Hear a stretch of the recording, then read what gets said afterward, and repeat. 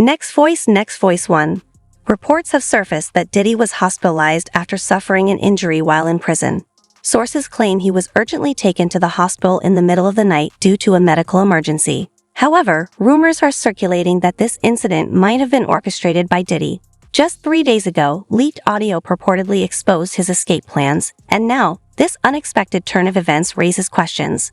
Could this be a genuine health crisis, or is there something more strategic happening behind the scenes? Sean Diddy Combs reportedly underwent treatment in a hospital as he continues to await trial on sex trafficking charges. According to Page 6, the 55-year-old was transported from Metropolitan Detention Center in Brooklyn, the federal prison where he was sent following his September arrest, late January 30th to undergo an MRI and was then soon returned to police custody later that night. The outlet cites a source as saying that the medical scan was authorized because his knee was bothering him. E! News has reached out to reps for Diddy and the Federal Bureau of Prisons for comment and has not heard back. The Grammy winner's attorney, Mark Agnafilo, tells TMZ, quote, "I cannot comment on anything related to prisoner movements. Also, I'm not commenting on anything related to possible medical." Dr. Dwayne Hendricks, the deputy warden at the Metropolitan Detention Center, has weighed in on the matter, revealing that in his extensive career, he has never witnessed an inmate receive such exceptional treatment. Even notorious figures like Jeffrey Epstein were held at the MDC without receiving the same special privileges. Normally, medical procedures are carried out during the daytime for security purposes, but in Diddy's case, everything was arranged under the cover of darkness. Same day, P. Diddy was taken to a Brooklyn hospital from MDC. MDC is the Metropolitan Detention Center in Brooklyn. It's where Diddy's been held since his arrest back in September. His team has tried multiple times for bail, but it's always been denied. So that's where Diddy has been for months now, but last week he was taken to the hospital. According to reports from the New York Post, Diddy was transported from MDC in the cover of darkness at about 10 p.m. on January 30th. He was taken to a Brooklyn hospital for an MRI after reporting issues with his knee. This actually isn't the first time we've heard about Diddy's knee either. He's apparently had problems with it since 2003 when he ran the New York Marathon. He even had multiple knee surgeries back in 2017. In a now deleted Instagram post, Diddy shared this photo and wrote, quote, "Just had my final knee surgery. They said I'd never run again. I said the devil is a liar, 2 exclamation points. 3 surgeries in 1 year. Third time's a charm, 3 exclamation points. Hashtag rebirth. Don't take the simple things in life for granted. Thank you to all the surgeons and docs and PTs. I thank God for y'all. And hashtag team love, hashtag thank you, hashtag God is the greatest." He also wrote, quote, "God puts us all through things for a reason. It's up to us to learn through the things that he puts us through. Sometimes you have to go through the pain to get to the joy. This journey has brought me closer to God, closer to my family, and most importantly, closer to myself, as this has been God's will." So apparently Diddy's knee has been bothering him recently, so he reported it. At some point, it was decided that he needed medical care outside of the jail, so he was taken to a Brooklyn hospital. He was only gone for a couple of hours and came straight back to MDC after his MRI was finished. Diddy's attorney Mark Agnifilo told TMZ, quote, "I cannot comment on anything related to prisoner movements. Also, I'm not commenting on anything related to possible medical issues." A statement from the Federal Bureau of Prisons was released too. It says, quote, "For privacy, safety, and security reasons, we do not comment on the conditions of confinement for anyone in our custody to include medical status or medical." Why are officers bypassing standard procedures when it comes to Diddy? Currently in pretrial detention under the supervision of the U.S. Marshals, he has been relentlessly seeking his release for months, even offering $50 million in bail, but to no avail. Now, with this unexpected medical emergency, it seems Diddy may be strategically using a health-related excuse to work his way out. Is this truly a medical crisis, or is it part of a well-planned escape attempt? Particular process was a little bit different because, as you know, most doctors' offices and most folks that do MRIs and x-rays and things of that nature, they're on a normal work schedule, between, the normal business hours of maybe 10 o'clock and maybe 6 p.m.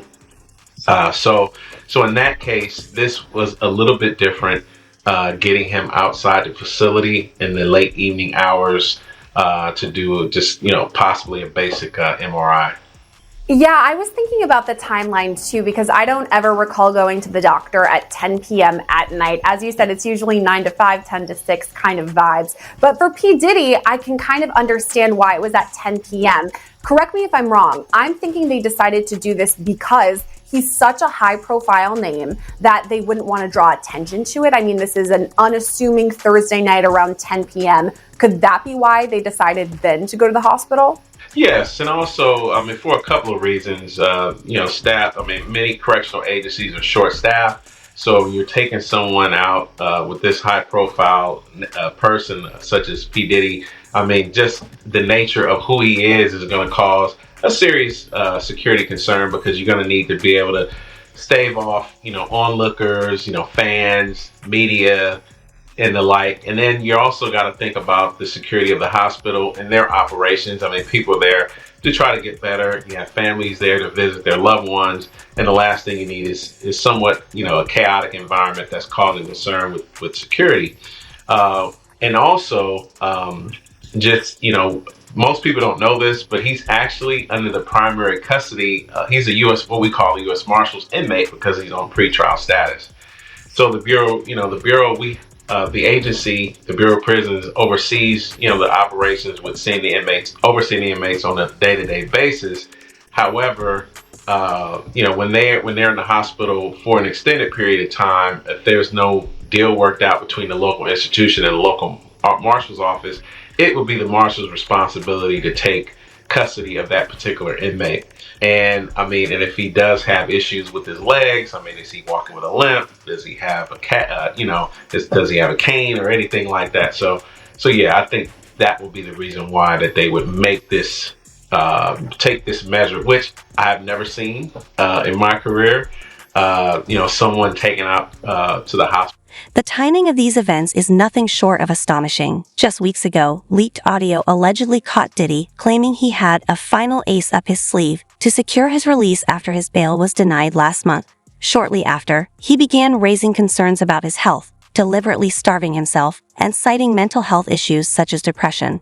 Is this a real medical emergency or a carefully calculated strategy to exploit the system and orchestrate his escape from prison? Combs, aka Puff Daddy, P. Diddy, Diddy, PD, Love, the defendant, and others, known and unknown, were members and associates of a criminal organization, the Combs Enterprise, or the Enterprise.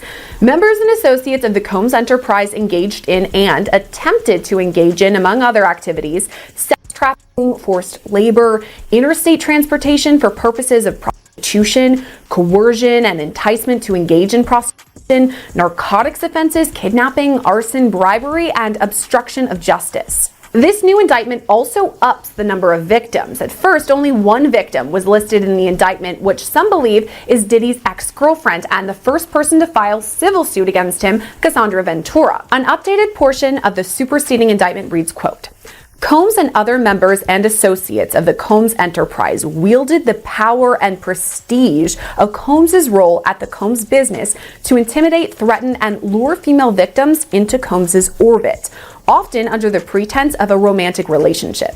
Combs then used force, threats of force, and coercion to cause victims, including but not limited to 3 female victims, victim 1, victim 2, and victim 3, to engage in commercial. Diddy has already been implicated in attempts to contact and intimidate witnesses. A recorded call to his son, Christian Combs, allegedly revealed instructions to hide evidence, adding fuel to the suspicion that he may be plotting something much larger. Could this sudden medical emergency be yet another calculated move in his ongoing efforts to evade justice? And just do what the I told you to do. And don't forget about the list. Make sure that shit is fucking signed. Alright. Good. So tell me, what's been going on? How the girls doing? How's Quincy doing? They good. Quincy, he been filming a lot. And yo, don't tell me that he's out here filming for that vlog show, what the fuck is called? Yeah, I guess so. He do got us in there too. Yo, y'all motherfuckers stupid? Y'all understand the definition of lay low? This nigga got a fucking TV show while I'm dealing with this shit. Y'all need to just stay out the fucking press. No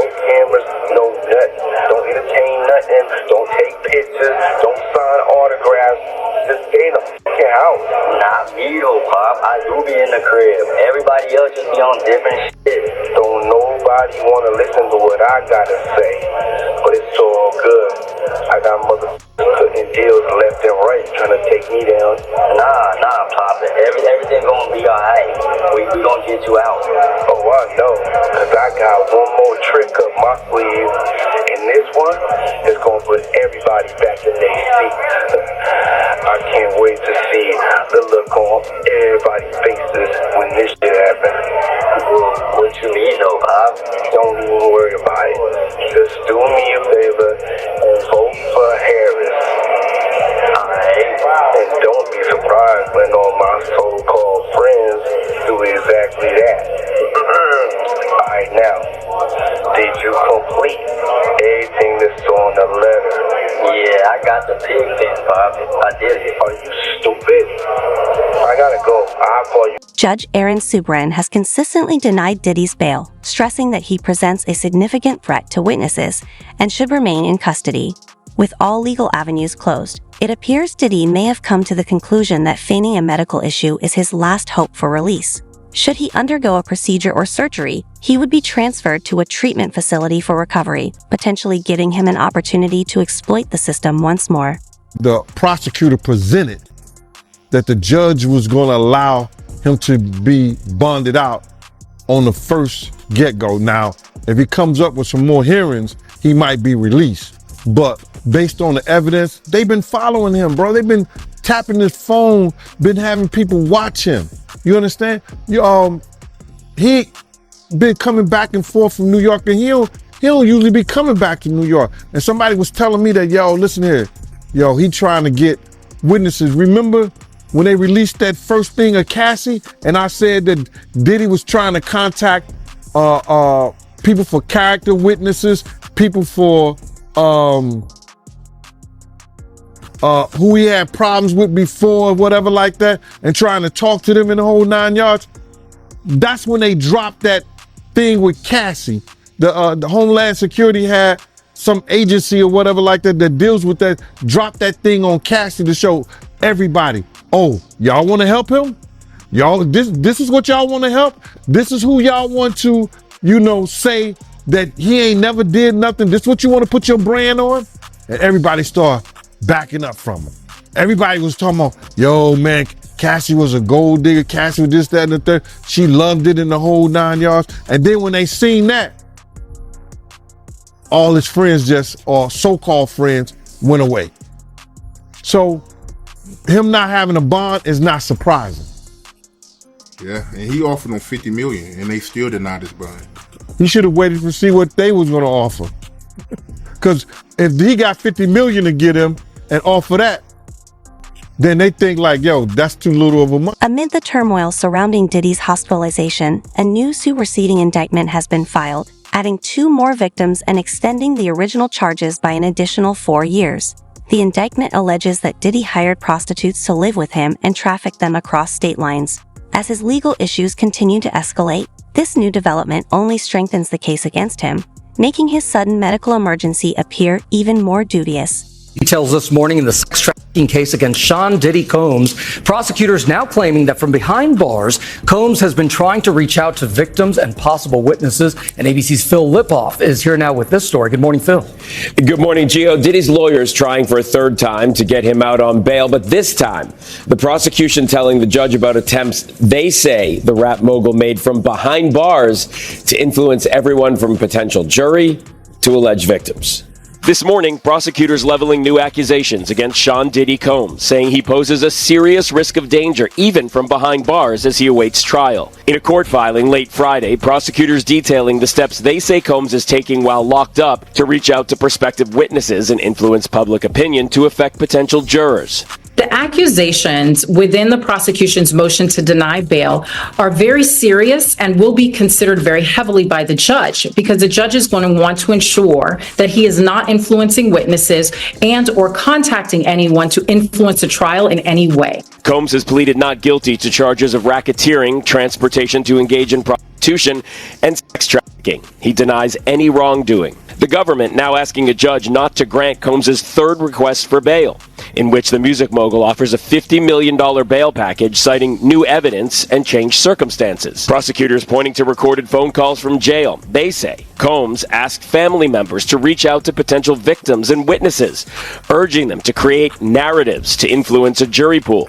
Allegations that could land Combs in even more trouble. Diddy's jail calls can be used at trial if they are able to support the prosecution's case in chief. They can also provide grounds for additional criminal charges to be filed against him. All of this while a Hulu documentary is set to be released Monday. His name is Shine. Kid is nice. Called The Honorable Shine, about a young rapper who says he took the rap for a nightclub shooting involving Combs and then girlfriend Jennifer Lopez. Humphrey got acquitted and he got 10 years. He was betrayed. I was absolutely set up to be the fall guy. Moses Shine Levy Barrow, now running for president of Belize, says he was betrayed by Combs. New details from the latest indictment have come to light, revealing serious allegations against Diddy, according to court documents. The filings outline a disturbing pattern of intimidation, threats, both financial and reputational, and verbal abuse. Diddy is accused of engaging in violent behavior, including throwing objects and pushing others.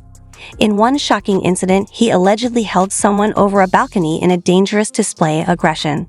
As more evidence emerges, the case against him continues to build, deepening the severity. Started with something that Diddy and his lawyers knew was coming down the pike eventually, and now it has happened. A new indictment, it's called a superseding indictment. It really replaces the original one that the federal prosecutors had filed against him.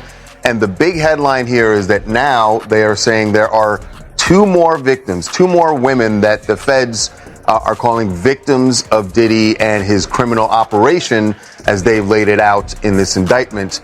Remember, before, all they had was victim one, and we know through things that have been said in court and that are connecting victim one to the videotaped beating of Cassie. So we know that victim one is Cassie.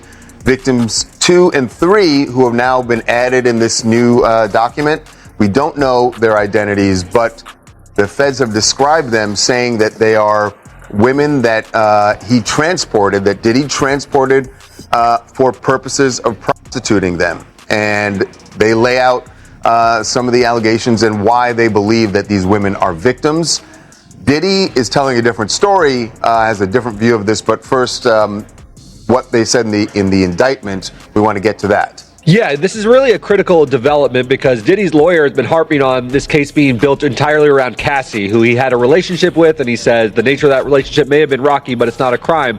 By adding these two additional women, the feds are sort of bolstering their case, and they're saying these women were also lured and trafficked for prostitution, and he says they were paid by being paid in career opportunities, they were paid in money, and they were paid in maybe their housing expenses and rent being paid, which Diddy is characterizing as, yeah, this is what I do for my girlfriends. So girlfriends being paid their housing expenses is not a crime either. Yeah, so they haven't revealed their identities, but certainly when they describe it like that he's done all these things for them, paid for these things, it sounds like it will be that one or both of them might be someone that we know, that we've seen him out with, because it certainly sounds like they're very close, but we don't know yet. The official response from Diddy's attorney, Mark Agnifilo, they said, the latest indictment contains no new offenses.